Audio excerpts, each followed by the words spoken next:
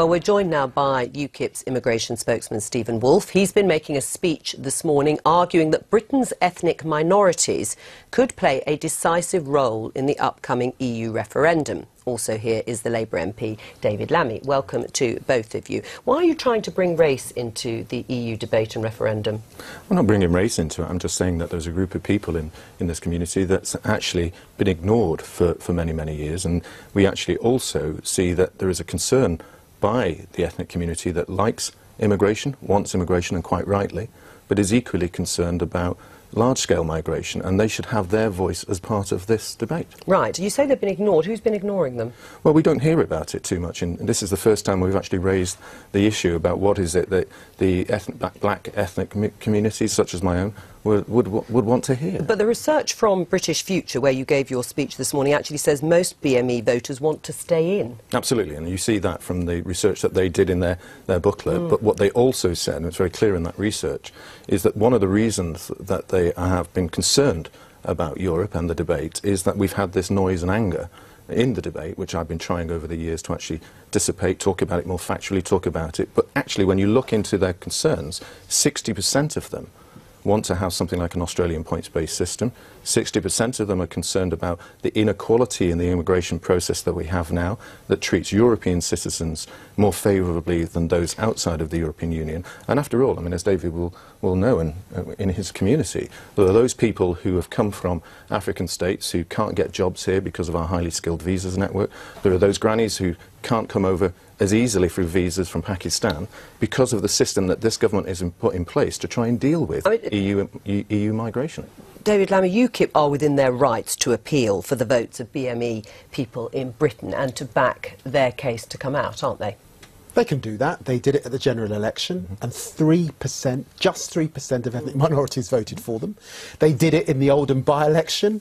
Everyone said they were going to win, and they lost because all of the evidence is that Britain's ethnic minorities, as diverse as they are, and I have to say it was very patronising to talk about Indian grannies coming over and to put all black people as if they were all poor when there are doctors and lawyers and teachers. The overwhelming majority of Britain's ethnic minorities want to stay in Europe because they recognise the benefits and are very, very nervous about the risks. Well, it's not the same sort of evidence that I get when I'm talking to people, David, and I'm not trying to be patronising. I'm trying to make the very clear point that there are those people in the community that I've spoken to who said, why is it that I have to have difficulties in getting my grandmother to come to a wedding, but if someone is a Spanish grandmother or a German grandmother, they can come over easily? I often put the argument is, why is it that my Irish grandmother could come over here quite easily, but my black American grandfather or my Jewish grandmother would face different rules in relation to the visa system? Do you accept that? And that is a direct discrimination, and I want to see an ethical migration system that treats everybody in the world equally.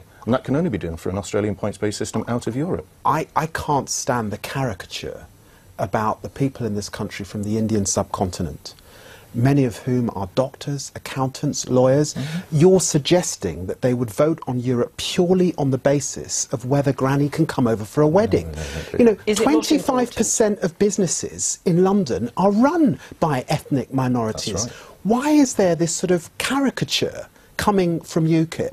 Why are you trying to divide one group of those who come into the country from another group? Why don't you recognise that many who are here, who have a darker skin, are second, third, fourth generation immigrants who, of course, recognise the benefits of Europe. The work we've done on anti-discrimination, agency workers, the minimum paid leave, paternity and maternity, all of that is why I suspect they will be voting to stay in Europe. I mean, Stephen, what is it you're in favour of one sort of immigration because it helps you further your case to have Britain come out of Europe, rather than a different form of migration, which is from the EU?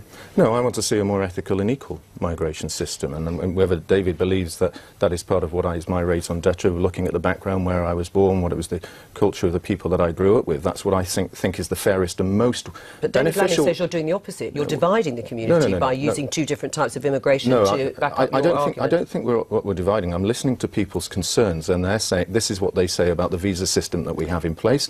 And what we know is that visa system has been put in place by this government to restrict those from non-EU countries simply because it can't deal with the immigration issues about it. And when I talk about in this speech, I don't just talk about the immigration in relation to that, David. I talk about the freedom aspects, the communities that have come here from the Commonwealth fully understood about freedom. We had 2.5 million Indians fought for us in the Second World War, and then they had a fight to get their own independence after that. We have Nelson Mandela, who made it absolutely clear that he believed that Britain was the best democracy in the world, and the Parliament, the UK Parliament, was the best democratic institution. Well, you said it. 1 million Indians died fighting for us. That's right. They fought for the European project, and they're not now going to vote on the basis of whether Granny can come over for a wedding. Did you just say that they fought for the European project? They fought for the European project. To get rid of a European dictator who was murdering and killing people. They didn't fight for the European Union. They didn't fight for the European Economic Community. That's a complete perversion of history and what they were fighting for. Is there a point, though, that non-EU immigrants are discriminated against because of the system or the government's attempt, it's failed clearly, the government's attempt to bring down net migration, because that's the only area of immigration it can tackle. And in that sense, there is a sort of discrimination against people from the Commonwealth.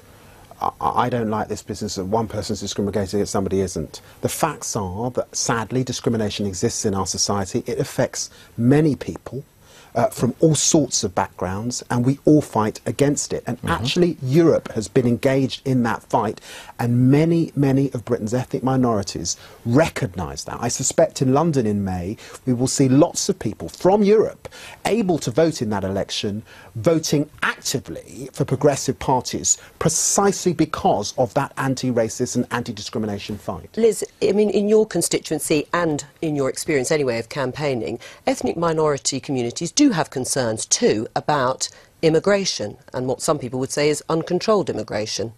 Yes, people have concerns about immigration, but let me just say this. I don't like the way that UKIP tries to set different groups against one another and create fear of the other. I mean, that's exactly what happened when immigration happened in the 50s and 60s, and that's exactly what UKIP are trying to do now. I represent a very diverse constituency, Leicester West, and I know that people are going to be voting on what's it going to do, what is this referendum going to mean for their jobs, for their businesses, what's it going to mean for people's rights at work, and a bigger issue actually, which is about what kind of country are we? Are we a country that is confident and proud and open and can engage with the rest of the world, or are we going to turn our back on that and somehow go back to a narrow nationalism or nostalgia? No, I think the British people are more confident about that and have a positive and optimistic outlook. I mean, is that what's going to win for Britain? That's the reaction from the two other guests. Is that what you're proposing? Of course, and I've expected that, and they've often used the line that we're trying to divide, but actually, if you look at the policies, I'm trying to make it a more equal and fair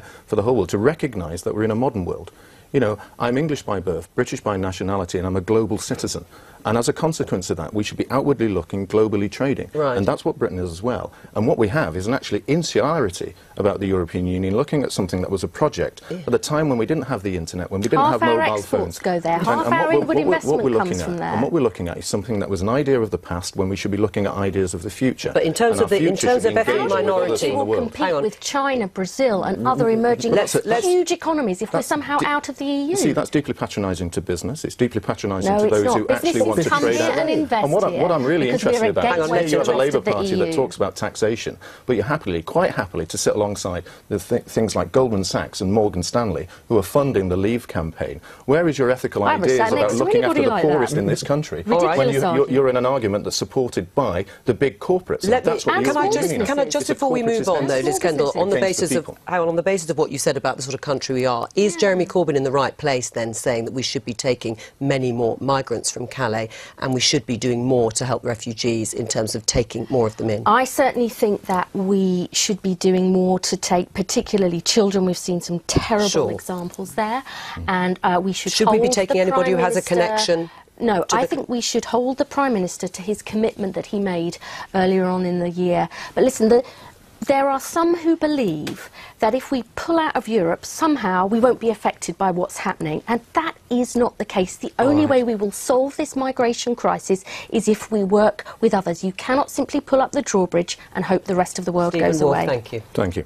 And David Lammy. Sorry, you're going as well.